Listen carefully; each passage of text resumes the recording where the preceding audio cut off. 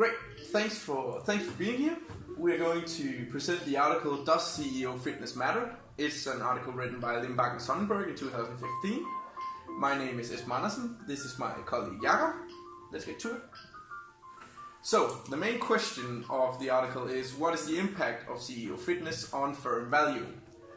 This relates really well to a current trend in behavioral corporate finance of trying to study the effects of physiological or personal traits on performance in general. So we've seen studies of facial attractiveness or narcissism, optimism, etc. on firm performance and personal performance. So the main difference of this article is the possibility for executives to impact this trait directly, and thereby, if we can show that it has significant impact on firm value, the possibility of impacting firm value directly. It's harder to change facial attractiveness than it is to change how fit you are. So, this is what we're going to talk about. First, I'm going to talk about the main findings. Then we are going to show you the data used in the study and the general statistical approach. Then Jakob is going to tell you about the results. How robust are these results? Then we're going to ask a bit critical questions and criticize the findings of the study. Then we are going to conclude and talk a bit about the practical implications. So, the main finding is that CEO fitness actually has a positive impact on firm value. As you see over there in figure 1, the solid line is for fit CEOs and the dotted line is for non-fit CEOs, so we see a general positive impact here. Another thing is that fit CEOs are actually associated with significantly higher return on assets and more free cash flow also. The drivers of this higher firm value seem to be profitability in the firm and higher returns in mergers and acquisitions. Yeah. Regarding this M&A, we seem to have significantly higher abnormal returns to M&A announcements if the CEO is fit, and also the return is less likely to be negative if the bidding CEO is fit. Yeah. Jakob is also going to show you a bit later that the study is highly robust statistically. They have accounted for several different endogeneity problems and rejected those in the study. The data used in the article is looking at the Standard & Poor's 1500 CEOs in time span from 2001 to 2011, so 10 years. That gives us 9,500 firm year specific observations. The summary statistics of this data is over there in table 1. The article defines CEO fitness as whether or not an executive has completed a marathon within the current year. So, if we match this S&P 1500 index CEOs with finishing data from the 15 largest marathons in the United States, we see that 6% of these executives can be classified as fit. We can also look at the geographical fit of the sample and look at how the 15 largest marathons are distributed and how the headquarters for the companies we're looking at are distributed, and they also fit rather well, so we're satisfied with that also. The article measures firm value as this Tobin's Q, and this is defined as total market value of a firm over total asset value of a firm. Looking back at table 1, we see the first indicator of this positive impact on fit CEOs, where we have a significantly higher mean for fit CEO companies to Tobin's Q than for non-fit CEO companies. Yeah.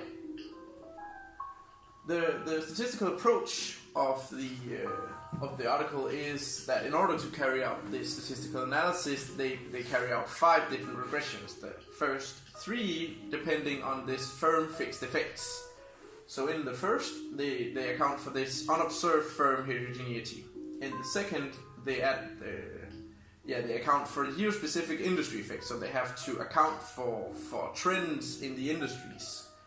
In the third one, they add this lagged Tobin's Q in order to account for whether or not executives start to exercise when or after the company performs well. In the fourth and the fifth, they rerun the second and the third regression and take into account the CEO firm fixed effects. And what this actually is we need to account for specific traits to the different CEOs of the companies. So whether or not some CEOs have a military background or innate athletic ability, and if that's the case, we need to account for that. Yeah. Yes. These slides present the results from the study, and what the table here shows is basically a confirmation of what Esben alluded to earlier, namely that companies with a fit CEO tend to have a larger firm value, here measured as tokens Q. The results are robust, especially the first 4 regressions where they use different kinds of fixed effects. The results are significant on a 5% level. Only in the 5th regression, the results are only robust on a 10% level. This could be due to the fact that in addition to the fixed effects estimation, they also include a lagged tokens Q term in the regression, which can explain some of it. Yeah, but the main finding, the results are robust and positive. We also see that companies with a fit CEO tend to have higher return on assets, higher profitability, and higher free cash flows. So we see that especially when they use instrumental variables approach, the results are significant on a 1% level, which is very strong results. The authors put a lot of effort into making sure that the results are robust, and especially they are very concerned about endogeneity problems. For instance, unobserved heterogeneity, as Esben also told. So that is why they run these panel models with fixed effect estimation. They are also concerned about reverse causality, the problem that could arise if the causality was reversed. So maybe the CEOs started to become fit after the company had become valuable, high firm value, which could of course distort the results if that was the case.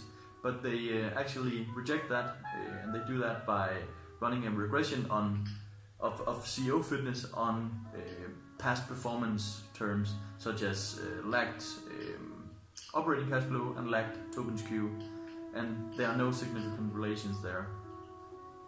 Also, they investigate sudden CEO deaths, and they find that there is a significantly negative average abnormal stock return to the announcement of the sudden CEO death, which further confirms that companies with a fit CEO here the fit CEO plays a relatively larger role on the firm value. Yeah, so that also confirms the results. They also make sure that the outliers do not drive the results, and they do this by excluding some of the most extreme values in the sample, and they still find significant relations. Lastly, they run a permutation test, which is basically a test for randomness of the results, and they confirm that the results are not random. Yes. So, to summarize, the results are very robust. If we should turn to a critique, then we can start by turning into their definition of CEO fitness. They use a rather, you could say, slim definition of CEO fitness, namely people or CEOs who had run a marathon, and by doing this they exclude potential otherwise fit CEOs from the sample, from the fit part of the sample.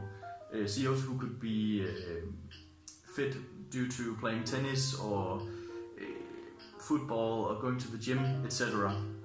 Also, actually, CEOs who run a lot but don't participate in marathons. So by doing this, this could potentially distort the results. But one could also argue on the other side that if they had used a broader definition of CEO fitness, then more CEOs had been characterized as fit, which could have further supported the results.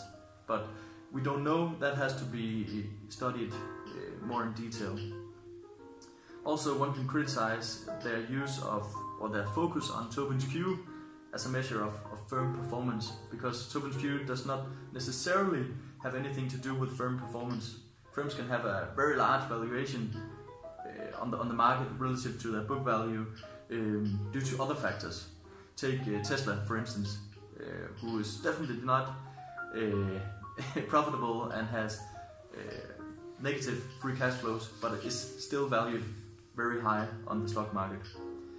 But their focus was the CEO fitness effect on firm value. So in that sense, TokenQ is perhaps a good measure. Yes. The conclusion is CEO's physical fitness has a positive impact on firm value and M&A announcement returns. This is consistent with prior beliefs that there are beneficial effects of fitness on, for instance, cognitive function, stress coping, etc. And the results are also economically significant, since TokenQ is at least 3% higher for firms with a fit CEO relative to the firms without a fit CEO. And especially for firms with a very high market value, 3% is a very huge difference. So to sum up, or to conclude this, what do the results mean? Well, all else equal, executive board members should look to find fit CEOs when they hire, and certain stakeholders, for instance the shareholders of the firm, should be thrilled to see that the CEO of the firm is fit, since that contributes to firm value. And since, as also that Esben said earlier, since physical fitness is a parameter that we can directly affect as human beings, then CEOs, if they are not already fit, then they certainly has an incentive to become fit. Yes, so that concludes our presentation. Thank you very much for listening, and we hope you have a very good lecture.